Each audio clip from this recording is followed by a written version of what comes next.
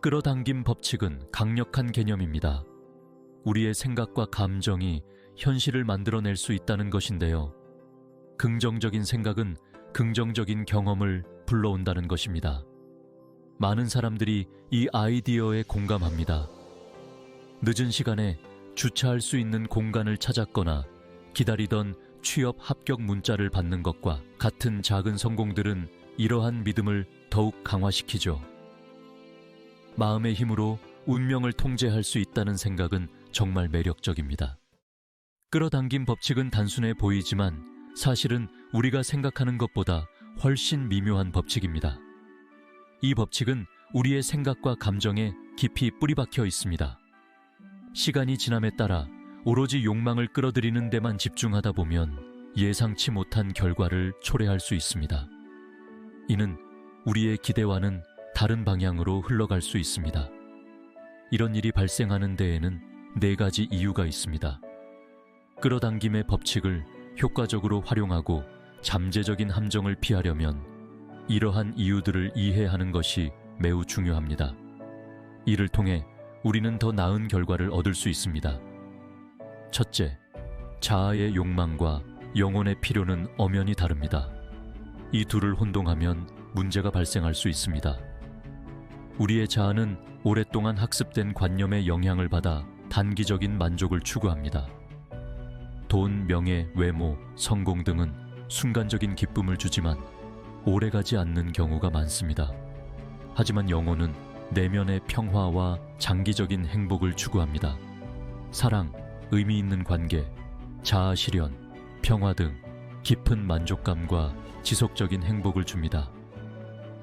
자아의 욕망을 추구하면 표면적인 만족감을 얻을 수 있지만 진정한 행복과는 거리가 멀어집니다.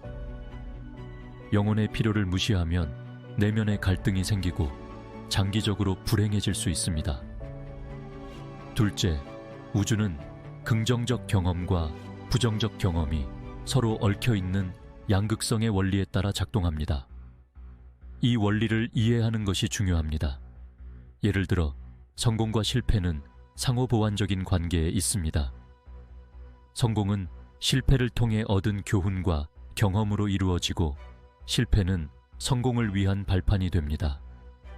다시 말해 이를 통해 성취감을 느끼고 목표를 달성하는 기쁨은 긍정적 경험입니다.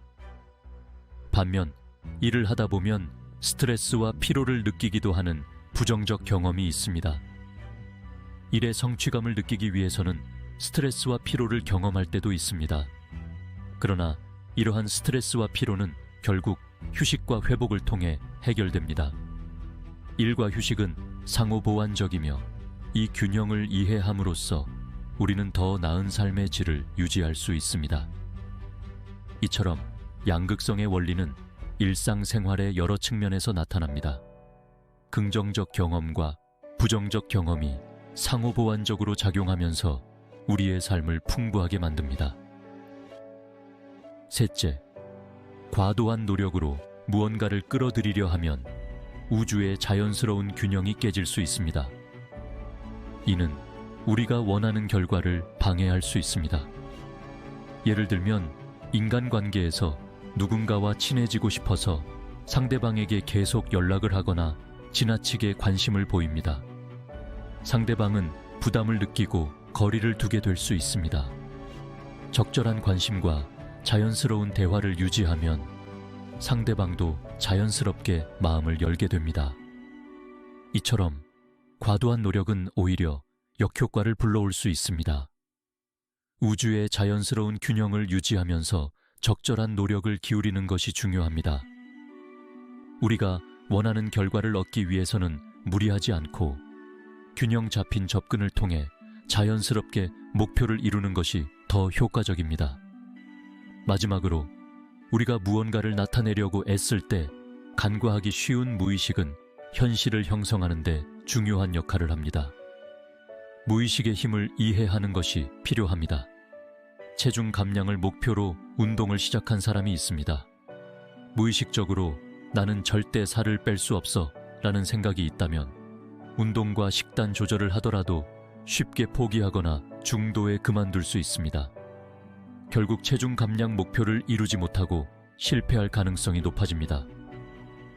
나는 건강한 몸을 가질 수 있어 라는 긍정적인 무의식을 가지면 꾸준히 운동하고 건강한 식습관을 유지할 수 있어 목표를 달성할 가능성이 높아집니다. 무의식은 우리의 생각과 행동에 큰 영향을 미칩니다. 무의식을 이해하고 긍정적인 방향으로 바꾸는 것이 중요합니다. 무의식을 긍정적으로 형성하면 더 나은 현실을 만들어 나가는 데 도움이 됩니다. 우리의 목표를 이루기 위해서는 단순한 노력뿐만 아니라 무의식 속의 생각들도 긍정적으로 변화시켜야 합니다.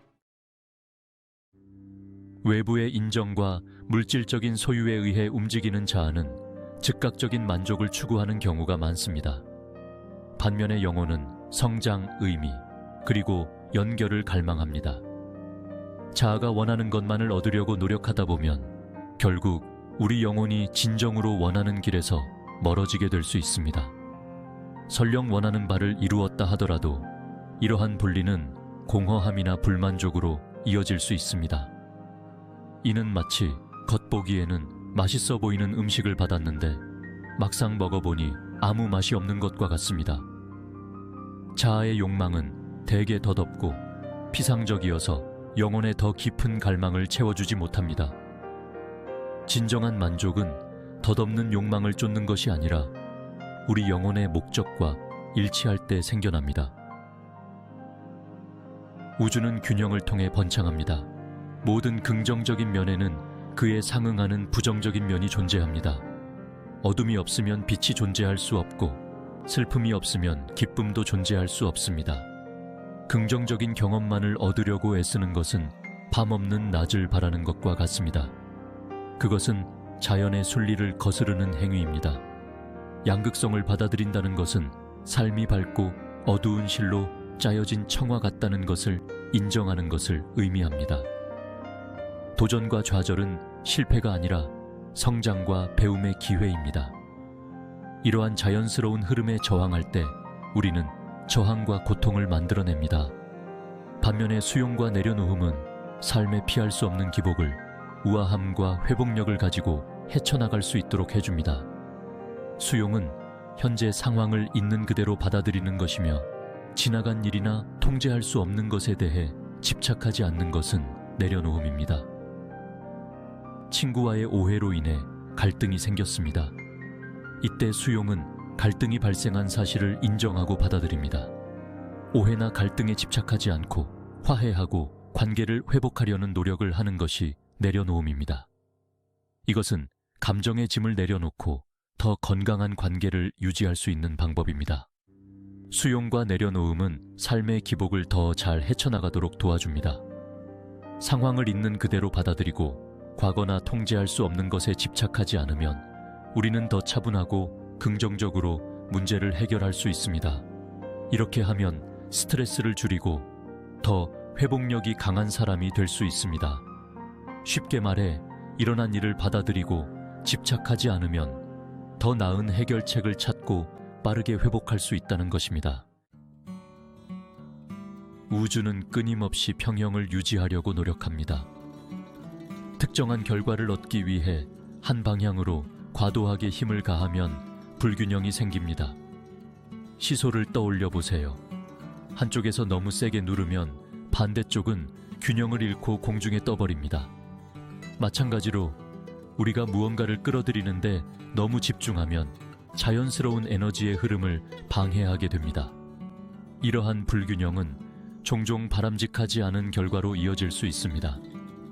균형을 회복하려는 우주는 우리가 가한 과도한 힘에 대응하기 위해 어려움이나 장애물을 가져올 수 있습니다. 이는 처벌이 아니라 오히려 항로 수정과 같은 것입니다. 우리의 의식적인 마음은 미래의 욕망에 고정되어 있을 수 있지만 무의식은 현재 순간에 작동합니다.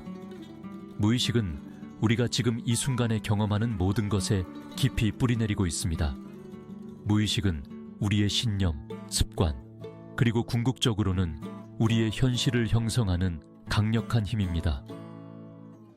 이 힘은 우리가 매일의 행동과 결정에 영향을 미칩니다. 만약 우리가 무의식 속에 부족함, 두려움 또는 무가치함이라는 신념을 품고 있다면 이는 우리의 삶에 부정적인 영향을 미칠 수 있습니다. 의식적으로 아무리 긍정적인 말을 되뇌어도 이러한 신념이 우리 삶에 나타나게 될 것입니다. 이는 우리가 원하는 결과를 얻는 데 방해가 됩니다. 우리의 욕망과 조화를 이루는 비결은 바로 이러한 무의식적인 장애물을 해결하는 데 있습니다. 이를 통해 우리는 더 나은 삶을 살 수 있습니다.